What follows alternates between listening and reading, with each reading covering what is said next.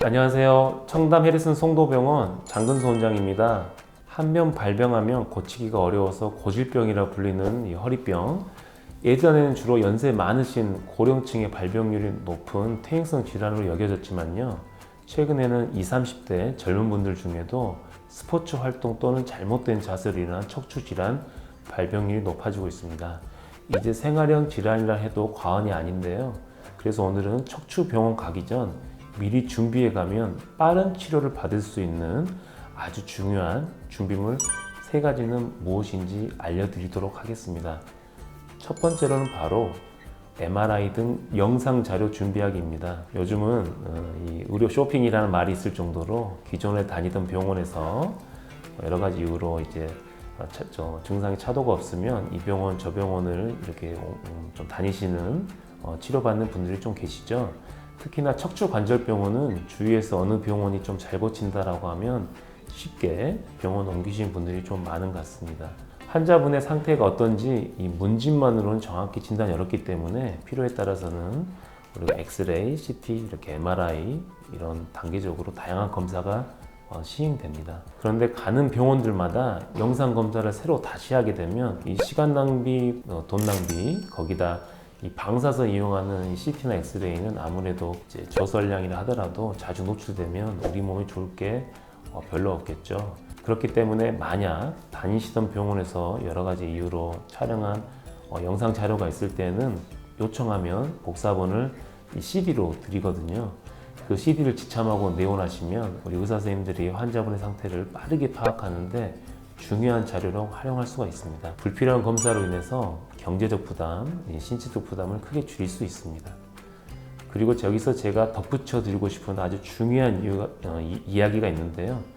되게 많은 환자분들이 이 MRI 사진이면 다 되는 줄 알고 엑스레이나 CT를 찍었어도 안 가져오신 경우가 있어요.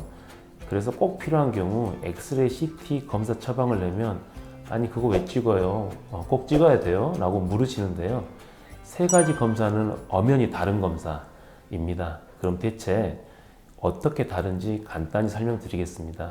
첫 번째, 엑스레이입니다. 방사선을 이용해 가지고 인체 내부에 주로 뼈를 촬영합니다. 척추뼈의 형태 및 이 배열을 관찰하고 골절이라든가 다른 정형외과적으로도 석회성 건염, 관절염 등을 진단하는 아주 기본적인 검사라고 할 수 있습니다. 두 번째, 이제 CT 장비입니다. 방사선의 일종인 엑스레이나 여러 가지 빔을 투과시켜서 신체 여러 부위의 수평 단면을 입체적으로 확인하는 이 CT 검사는 엑스레이와 마찬가지로 뼈의 형태나 비열 등도 확인 가능할 뿐만 아니라 엑스레이로는 확인할 수 없는 여러 가지 골절 모양이라든가 석회, 다행히 내부 장기 등의 모습을 관찰하는데 좀 더 엑스레이보다는 정밀 검사라고 볼 수 있겠습니다. 3번째, MRI 장비입니다. 자기공명 영상법이라도 불리는 이 MRI는 자석에 의해서 발생하는 전자기파를 이용해서 다양한 각도에서 인체의 모든 부위를 3차원 영상으로 확인하게 됩니다. 척추 쪽은 추간판, 신경, 근육인데 주변 이 부드러운 연부조직까지 대조 비교해서 세밀하게 살펴볼 수가 있습니다. 앞서 말씀드린 것처럼 근골격 질환의 진단을 위한 대표적인 이 3가지 영상 검사는 그 목적과 얻을 수 있는 결과가 매우 다릅니다. 때문에 의사 선생님이 추가적인 검사를 권할 때는 의심되는 증상을 정확하게 확인하고 때로는 치료하기 위함이라는 점, 혹시라도 병원의 이익을 위해 굳이 안 해도 되는 검사하는 거 아니냐는 오해는 우리 의료진들과 환자분의 관계를 위해서도 좀 불신한 일이 없기를 바라겠습니다. 다음으로 이제 복용약 QR 처방전입니다. 두 번째로 드시는 약이 있다면 약봉지나 처방전을 꼭 준비해 주시기 바랍니다. 척추 질환으로 오래 고생하시는 연세 많으신 분들 중엔 내과적으로 고혈압, 당뇨와 같은 만성 질환으로 여러 가지 약물들, 특히 혈전 예방약 같은 다양한 종류의 약을 장기 복용하신 분들이 많습니다. 척추 통증이 더 심해지시거나 혹은 어느 날 갑자기 움직일 수 정도로 심각한 통증으로 병을 찾으면 대부분은 아니지만 경우에 따라서 빨리 응급에 가까운 수술을 받아야 하는 환자도 종종 있습니다. 그럴 때 환자분이 알고 계시는 그 약 처방전이나 그 약봉지를 사진으로 찍어 두시면 많은 도움이 될 수 있겠습니다. 혈전 예방약 같은 경우엔 이제 수술 시 쇼크나 과다출혈, 종종 환자의 생명을 위태롭게 할 수도 있는 약이 포함되어 있는지 파악하는 것이 너무나도 중요합니다. 그래야 수술이 가능한지 불가능한지를 제대로 빨리 판단하고 수혈 등 비상사태에 대비해서 안전장치를 철저하게 마련하고 수술을 진행할 수 있고요. 만약 정수술이 불가능하다면 안전하게 수술이 가능한 우리가 시기를 판단해서 그때까지는 이제 내과적으로 적절한 조치를 취할 수가 있거든요.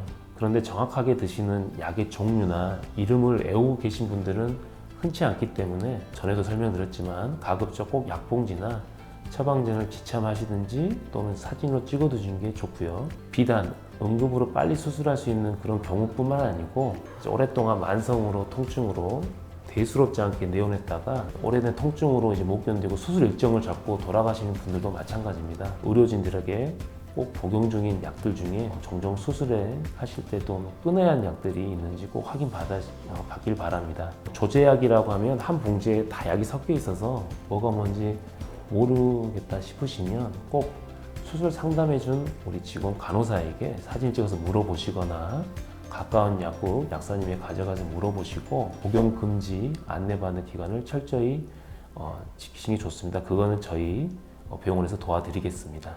통증 일지입니다. 세 번째는 내원 직전 이 통증의 강도나 주기를 좀 간단하게라도 메모하시면 큰 도움이 됩니다. 통증은 이제 아픈 걸 말하죠. 통증의 정도는 남과 이게 공유할 것이 아닌 지극히 어떤 개인적인 주관적인 것이기 때문에 정확하게 전달하기는 여간 어려운 게 아닙니다. 내원하셔가지고 이제 종종 죽을 만큼 아파요. 날 때만큼 아파야 하면 듣는 사람 입장에서는 얼마나 아픈지 판단하기가 어려운데요. 때문에 통증을 좀 객관화 수치화해가지고 좀 이해할 수 있는 지표가 필요합니다. 정확하게는 이제 좀 어려운 말로 수치 평가 척도라고 하는데요. 방법은 여러 가지가 있지만 그 중에서 많이 쓰이는 게 뭐 바스, NRS, 뭐 1점에서 10점까지 이 숫자를 기준으로 해서 현재 느끼는 통증의 정도를 가늠하는 가장 간단하고 대중적이고 명확한 방법 중에 하나라고 볼 수 있습니다. 이제 0점은 이제 말 그대로 통증을 거의 느끼지 못하는 상태입니다. 1에서 2점은 약간 지금 아프셔가지고 약을 먹을까, 좀 더 참을까 먹을까 약간 고민될 정도 통증이 되고, 이제 3점부터는 조금 치료가 필요한 영역입니다. 이제 약을 먹고 버텨보자 하지만 약을 드실 정도의 통증이 되겠고, 이제 4점이나 5점은 이제 약으로는 안 되고 좀 병원에 가야겠다 하는 결심을 하게 된 통증입니다. 7점부터는 좀 생활에 불편함 있는 겁니다. 너무 아파서 당장 안 아프면 뭐라도 해주라 할 정도로 바랄 정도의 통증이고요. 이제 거의 9점, 10점에 가까울수록 이거는 일상생활 않기 힘들기 때문에 응급실로 실려올 정도로 휠체어라든가 이런 거 탈 정도의 통증입니다. 같은 병명이라 하더라도 사람마다 느끼는 통증 강도와 빈도 등은 치료 계획을 세우는데 매우 중요합니다. 예를 들어 병원 오셨을 때 통증 척도가 7점이면 수술 후 진통제 투여 등 치료 진행하고 그 후에 통증 척도를 재평가했더니 그대로 7 정도의 통증을 느꼈다면 아무래도 진통제 같은 치료가 효과가 없었다는 소리고, 치료를 통해 통증이 어느 정도 완화되었는지 약물이나 다른 치료 효과 유무를 파악해서 이 점수를 토대로 진통제를 바꾼다거나 다른 추가적인 통증 주사라든가 시술이 들어가는데 우리가 이제 또 MRI 정밀검사 할 수도 있겠죠. 여러 가지 그런 치료 방향을 결정하는 도움이 됩니다.